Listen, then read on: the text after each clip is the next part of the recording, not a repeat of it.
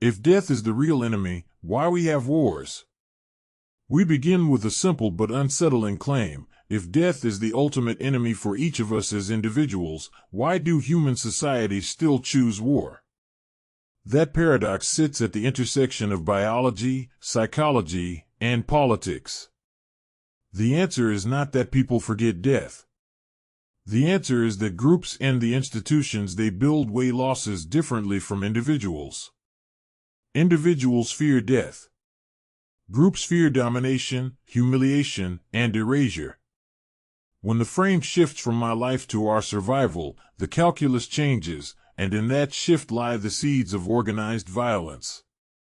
Consider first the split between the person and the group. For the person, death closes every option. For the group, death can be budgeted. Coalitions have always managed risk by exposing some members to harm so that the whole may endure. Cultures learned to praise sacrifice because coalitions that honored sacrifice could hold together under pressure. Leaders sit at the center of that system. They decide. Others die. That is an agency gap. It tilts decisions toward action whenever rulers can gain power, legitimacy, or simple survival by choosing force, even if citizens bear the costs. Death is the real enemy does not constrain a structure that offloads the price of killing from the chooser to the chosen. Structures matter. The international arena has no reliable referee. Contracts between rival powers are hard to enforce. What looks defensive on one side appears offensive on the other. This is the security dilemma. Each side arms to feel safe and makes the other feel unsafe. Add uncertainty about capabilities, resolve, and intentions, and leaders begin to fear that delay itself is fatal. Under those conditions, preemption can appear responsible from the inside, not because death is trivial, but because the feared alternative is subjugation. Technology swings the incentives. When offense looks cheap and fast, first strikes tempt. When defense dominates, conflicts freeze and bleed for years. Nuclear weapons suppressed direct great power war yet displaced violence into proxy theaters, covert action, and cyber operations. Mortality was pushed out of one channel and reappeared in others. Psychology turns mortality into motive. Awareness of death intensifies our attachment to identities and stories that promise meaning beyond the individual life. If a creed offers symbolic immortality, nation, faith, revolution, then dying for it can feel like victory over oblivion. This is not a slogan. It is a deep human tendency. Propaganda exploits it by lowering empathy for the outgroup and inflating the sense of threat. Biases do the rest. Overconfidence, groupthink, and loss aversion push leaders to take bigger risks to avoid humiliation than to pursue gain. Numbers anesthetize. 1,000 deaths are a statistic until a single name breaks the spell. By the time the names become visible, the narrative supporting the war has hardened and reversal becomes politically expensive. Material incentives amplify the drift. War can seize oil fields, ports, and tax bases. It can dissolve unpayable debts through inflation and default. Wartime procurement feeds loyalists and starves rivals. The rally round the flag effect buys time for failing regimes. Arms industries, militias, and smuggling networks gain patrons and then lobby, openly or quietly, for continuation. Once mobilized, these networks create a political economy of conflict. Sunk costs trap strategy. Lives already lost become arguments to risk more lives so that prior losses will not seem in vain. That is how rationalization converts sacrifice into momentum. Values then block compromise where stakes feel indivisible. Some issues are not easily split by design or by belief. Holy places. Sovereignty. Regime survival. Ethnic homelands. When actors treat such goods as sacred, trading land or status for peace feels like soul loss. Death becomes a cost they are prepared to pay to avoid a deeper shame. Honor cultures codify this stance. Modern states behave like honor cultures whenever reputation with other states is on the line, because future challengers update their expectations from present concessions.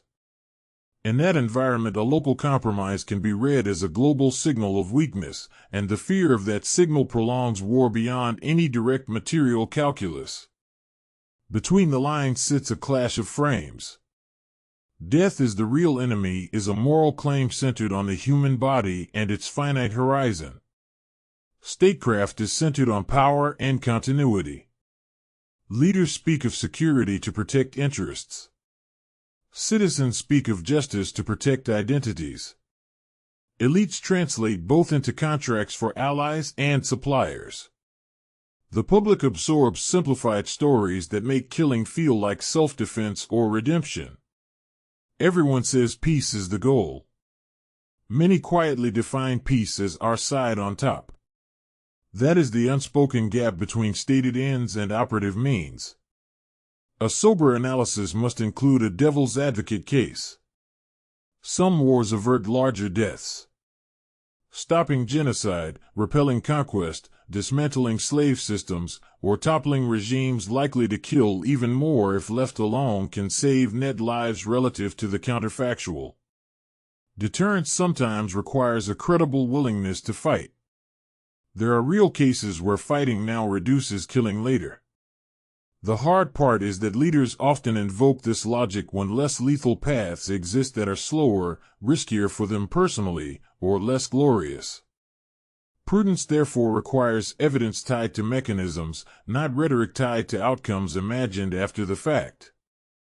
Religion and ideology perform a double function in this landscape. They console the fear of death and justify lethal risk. Martyrdom offers meaning to the bereaved and to fighters. Secular equivalents, nation, revolution, civilization, order, freedom, sanctify violence when threatened. When competing creeds promise different paths to symbolic immortality, conflicts become tests of whose meaning will rule. In practice, ideology lowers the enforcement cost of rule. True believers police themselves and each other. Conscience aligns with command. That alignment is efficient for rulers and dangerous for dissenters. Demography and technology shape the background pressure. Youth bulges expand the pool of risk-tolerant fighters. Skewed sex ratios correlate with unrest. These are pressures, not fates. Leadership can channel or dampen them. Cheap digital media accelerates outrage and coordination. Drones and precision weapons reduce personal risk for elites and make coercion feel technical, antiseptic, and distant. This lowers restraint at the top even as it increases the political theater. The menu of politically usable force widens, and with it the temptation to use force for domestic signaling rather than strategic necessity. Information problems are a consistent driver of disaster. States hide strength and hide weakness. They overstate resolve and misunderstand the resolve of others. They enter wars they expect to win quickly and then escalate to save face. They cannot credibly promise not to exploit tomorrow's advantage, so adversaries choose to fight today. In that setting, war becomes a crude enforcement mechanism where trusted contracts are absent and third parties cannot compel compliance. A simple model captures the choice: if the perceived probability of victory multiplied by the value at stake minus the expected cost of fighting appears greater than the best enforceable deal on the table, actors fight. Systematic errors in estimating those probabilities and costs, and the absence of credible enforcement, push decisions toward violence. These dynamics connect to a broader claim about power that helps explain why such patterns recur across centuries and across cultures. Slavery systems, regimes, leaders, ideologies, groups, and elites share a common operating system. Each centralizes decision rights, manufactures legitimacy, extracts resources, enforces compliance, manages information, and reproduces itself across generations. Compliance rests not only on fear but also on pay, belonging, meaning, and habit. When identity and livelihood are embedded in the system, resistance feels like self-harm. In that sense, slavery systems represent the extreme case. Agency is denied to maximize extraction. Regimes route authority and privilege through rules and organizations. Leaders function as discretionary valves on budgets, violence, and narrative. Ideology supplies the story that makes obedience feel moral or necessary. Groups coordinate action through identity and norms. Elites hold disproportionate control over capital, coercion, and culture. Labels change. The loop persists. Does that mean all wars are designed by elites to maintain power? Sometimes they are engineered or prolonged for regime survival. Often they begin as structural accidents and become opportunities. We can distinguish cases by looking at signals. Escalation time to domestic scandal or electoral weakness. Emergency powers granted with vague or missing sunset clauses. Sudden spikes in censorship. Shifting or symbolic war aims that resist measurement.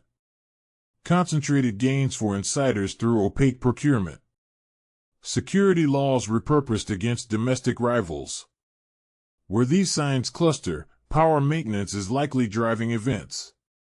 Where they do not, structure and miscalculation may be the core. If the analysis is right, then moral exhortation will not be sufficient. Death is the enemy must be treated as a design constraint, not as a slogan. 5 practical levers follow from that stance. First, align incentives at the top. Tie leaders' personal downside to battlefield outcomes through enforceable liability, independent audits, and legal reach that crosses borders. Decision-makers who gamble with the lives of others should face concrete personal risk. Second, reduce uncertainty. Move verification from paper to sensors and open data. Build hotlines that function under stress. Catch cheating early and cheaply so that panic does not set the pace. Third, preserve face in de-escalation. Craft off-ramps so that backing down is not humiliation. Ritualize restraint as a form of honor. Fourth, price aggression intelligently. Target sanctions at elites before they land on infants. Choke illicit revenue streams. Audit procurement to starve war economies that feed on patronage. Fifth, rebuild moral memory. Teach unsentimental accounts of costs, names as well as numbers, so each generation does not relearn by blood. Replace pageantry that glorifies attack with pageantry that glorifies repair. There are limits to any design. Some predators stop only when stopped. Deterrence without diplomacy locks in permanent mobilization. Diplomacy without deterrence invites opportunism. Adults accept trade-offs. The task is balance, monitored and adjusted. Build institutions that make bargaining more reliable than battlefield tests. Shorten the shadow of the future for leaders tempted to gamble by raising their personal downside. Lengthen the shadow of the future for societies by preserving the memory of costs through transparent commemoration rather than sanitized myth. At this point, it is useful to return to the opening paradox and state it without romance. We do not have wars because human beings forget that death is bad. We have wars because many actors judge some losses as worse than death, because structure and uncertainty make violence a credible instrument, because narratives convert fear into meaning, and because incentives reward leaders who gamble with other people's lives.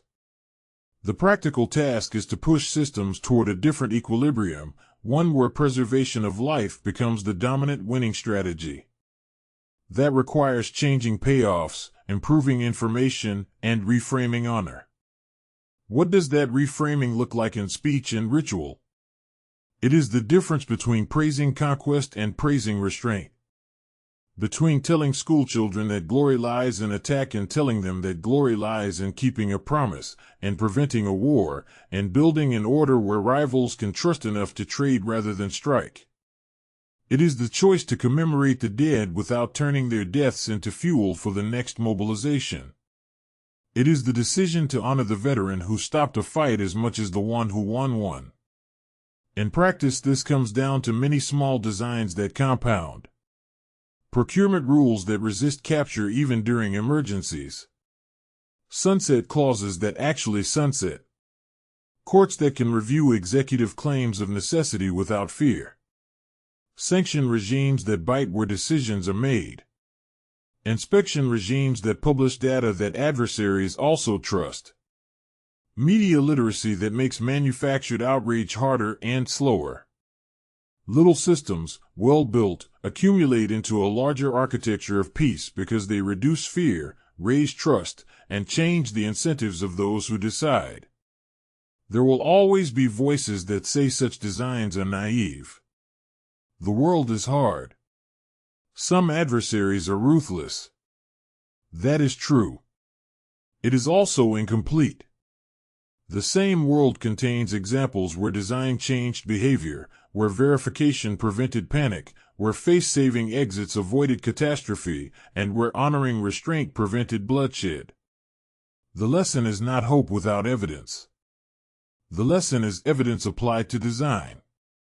So the synthesis is this. Death is the real enemy at the level of the person. At the level of the polity, the perceived enemies are humiliation, domination, and erasure. War arises where structures magnify fear, where narratives sanctify risk, and where incentives reward leaders for externalizing costs. To reduce war, we align the incentives, improve the information, and elevate a norm of restraint that counts as honor. Until we do, the logic of groups will keep overpowering the fear of the grave, and the real enemy will keep finding new battlefields. The task is difficult. It is not mysterious. It is design.